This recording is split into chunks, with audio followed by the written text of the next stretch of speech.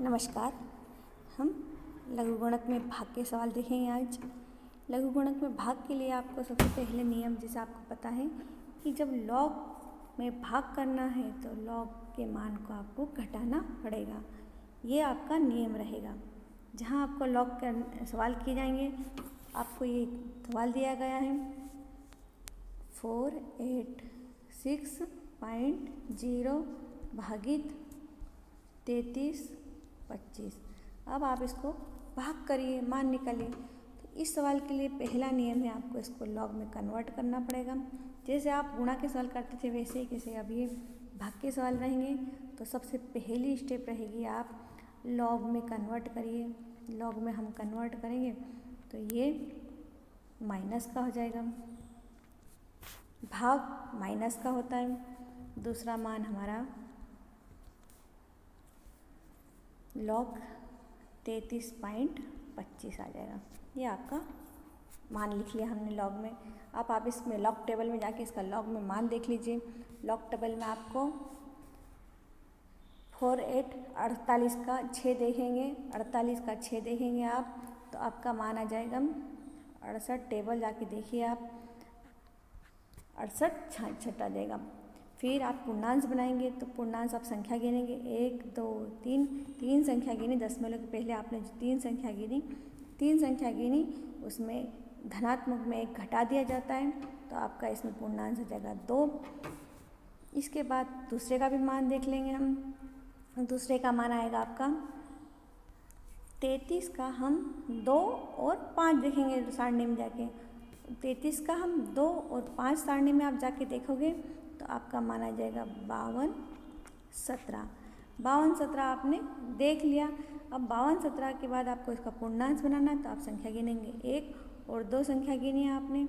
2 धनात्मक है, 2 जब धनात्मक रहती है तो 1 घटा दिया जाता है, तो हम 1 घटा देंगे तो इसका मान आ गया 1.5217 आ गया। ये हमारा लॉग के मान आ गए। अब आपको इसको घटाना है, तो जो मान आएगा वो ये हमारा अगली स्टेप में हम इनको घटा देंगे। आप इन दोनों को जब घटाएंगे, सामान्य घटाव की तरह रहेगा। इसको जब हम 16 में से 7 गए तो हमारा बचेगा 9। फिर हमारा 6 में से 2 गया तो हमारा बचेगा 4। फिर हम 8 में से 2 घटा देंगे तो हमारा बचेगा 6। फिर हमारा 6 में से 5 गए तो बचेगा 1, और 2 में से गए तो 1 बचेगा। ये सामान्य घटाव की तरह घटाव आ गया। आप घटाव जिस तरह के घटाव करते हैं यही घटाव हमने घटाया है। इसको करने के बाद में हम इसका एंटीलॉग देख लेंगे। अब एंटीलॉग 1.1649 का एंटीलॉग देखने के लिए आप दशमलव के बाद की संख्या ले लेंगे और 16 का हम 4 और 9 देख लेंगे। 16 पे दशमलव आप एंटीलॉग की सारणी में जाइए, 16 देखिए, फिर उसकी सीध में 4 देखिए, उसका मेन डिफरेंस 9 देखिए, तो आपका मान आ जाएगा 1462 आ जाएगा। इसके बाद में आप इसको पूर्णांश बनाएंगे, तो पूर्णांश बनाने के लिए संख्या धनात्मक भी है, तो 1 में हम 1 जोड़ देंगे। अब एंटीलॉग में जोड़ा जाता है 1, 2 आया तो 2 गिन कर हम दशमलव लगा देंगे 1 2, ये आपने गिन के दशमलव लगा दी। ये हमारा आंसर होगा। इस प्रकार आपको ऋण वाले सवाल, ये ऋणात्मक सवाल करना है। जब लॉग के आपको घटाव करने के आएंगे तो आपको ये घटाव करना है, भाग करना है आपको। तो जब भाग करने के लिए कहा जाए आपको, तो ये आपको घटाव करना है। ये आपको भाग दिया गया है, इसमें हमने दूसरे स्टेप में इसको लॉग में बदल लिया। लॉग में बदला तो ये दोनों एक माइनस, जो भाग की जगह हम माइनस का चिन्ह लगा देंगे। फिर दोनों का हमने मान निकाल लिया, दोनों के मान को हमने घटा दिया, उसके बाद हमने उसमें एंटीलॉग का मान निकाल लिया। इस प्रकार ही हमारा आंसर आ गया। उम्मीद है आपको ये सवाल अच्छे से समझ में आ गया होगा। धन्यवाद। अभी आपके सामने दूसरा सवाल है।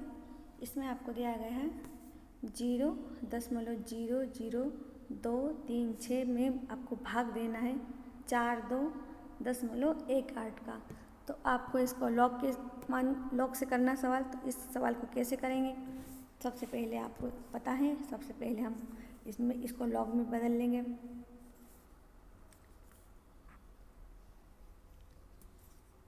पहले सवाल लिख लेते हैं। हमारा सवाल है, सवाल देखिए,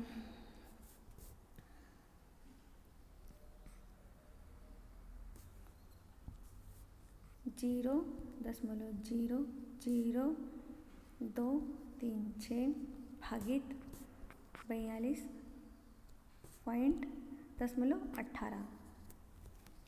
इसको हमको मान निकालना है, तो हम सबसे पहले इसको लॉग में बदल लेंगे।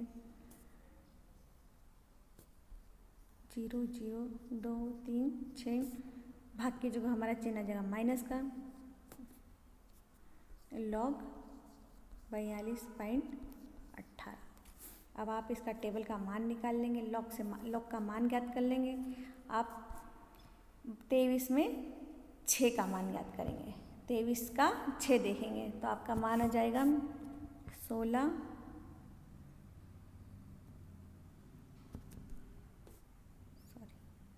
आप 23 का 6 देखेंगे तो आपका मान आ जाएगा 37 29। 37 29 आपका मान आ गया। अब आपको पूर्णांक बनाना है। ऋणात्मक है, मतलब जीरो के पहले कोई संख्या नहीं है, 10 जीरो लगी हुई है, दशमलव के बाद जीरो लगी है, ये ऋणात्मक है। अब आप इसमें जीरो गिन लेंगे, 2 जीरो गिन ली हमने, ऋणात्मक है इसलिए हम इसमें 1 जोड़ देंगे, हमारा 3 हो गया, तो हमारा पूर्णांक बन गया 3 बार का। फिर इसमें हम घटाएंगे, ये हमारा पहला मान हो गया। दूसरा मान हम ऐसे ही निकालेंगे, 42 का हम 1 देख लेंगे, फिर उसका मिड डिफरेंस 8 देख लेंगे, तो आपका मान आ जाएगा, टेबल का मान आ जाएगा 62 51 आ जाएगा। आपको इसका पूर्णांक बनाना है, धनात्मक है इसलिए इसमें संख्या गिनी 1 और 2, उसमें से 1 घटा देंगे तो आपका बचेगा 1, इसका पूर्णांक बनेगा 1। इस प्रकार ये मान आ गया। अब आप इसको घटा लेंगे, 3 बार में से 1 ये घटाव कर लेते हैं। चलिए कैसे घटाव करते देख लेते हैं। घटाव मैंने आपको अच्छे सिखाया, फिर भी मैं यहाँ सवाल को घटाव करके दिखा देती हूँ। 3 बार माइनस 3 7 29 में हमको माइनस करना है 1.6251 का। घटाव सामान्य घटाव की तरह नियम लगते हैं। 9 में से हमने 1 घटाया तो आपका 8 बचेगा। चूँकि 2 में से 5 नहीं घटेगा इसलिए हमको इसको 12 बनाना पड़ेगा। 12 में से हमने 5 गए तो ये हमारा बचेगा 7। हमने इससे एक उधार लिया है, मतलब आप नीचे वाली संख्या में 1 कम कर देते हैं, तो नीचे वाली संख्या में 1 कम हो जाएगा तो ये बचेगा 1। तो हम ये 1 माइनस का लिख देती हूँ मैं आपको। पहले हम जोड़ में 1 प्लस का करते हैं, अब इसमें 1 माइनस का, नीचे वाली संख्या में 1 नीचे माइनस का। तो 7 में से हम घटा देंगे 1 तो हमारा बचेगा 7 में 3, 2 में 1 जुड़ जाएगा 3 हो गया तो हमारा बचेगा 4, ये हो गया। फिर हमारा 3 में से 6 नहीं गया इसलिए हमको 13 बनाना पड़ेगा। 13 में से 6 गए तो हमारा बचेगा 7। हमने फिर इससे 1 उधार लिया, मतलब आपको 1 माइनस का करना है। अब इसको देख लेते हैं कैसे करना है। देखिए आपका 3 माइनस का है, इसमें हमको 1 घटाना है, तो ये आपका ये कोष्टक लगाने की कोई ज़रूरत नहीं है। 1 घटाना हमको इसमें से, और 1 जो आपने उधार लिया था ये उसको करेंगे आप हमेशा, जैसा मैंने आपको बताया है उसको आपको 1 घटाना चाहिए, इसको माइनस में 1 लिख देंगे। तो ये जो उधार लेते हैं वो माइनस का 1 कर देना आपको, तो ये हो जाएगा आपका माइनस का 5, तो आपका आ जाएगा 5 बार का, ये हो गया। तो इस प्रकार आपका ये घटाव आ गया। इसको हम यहाँ लिख लेते हैं 5 बार का 7478 ये आपका मान आ गया। अब हम इसमें एंटीलॉग देख लेंगे, इसका एंटीलॉग देख लेते हैं। एंटीलॉग 5.7478 का कैसे देखेंगे आप एंटीलॉग? एंटीलॉग देखने के लिए आप दशमलव के बाद की संख्या एंटीलॉग देखना, 54 का 7 और 8 देख लेंगे। 54 का 7 और फिर 8 देखना है आपको, तो आपका मान आ जाएगा 5595। अब पूर्णांश बनाना है। पूर्णांश आपका बार का है, ये ऋणात्मक है, तो क्या करना है आपको? ऋणात्मक संख्या है तो आपको इसमें 5 दे रखी है, इसमें एक घटा देंगे, बचेगी 4। ऋणात्मक संख्या है यानी आपको 0 लगाने, 1 2 3 4 और यहाँ पे दशमलव लगाएंगे।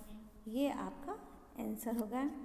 इस प्रकार ये सवाल होगा, ये आपका आंसर हो गया। देखिए ये सवाल था आपका।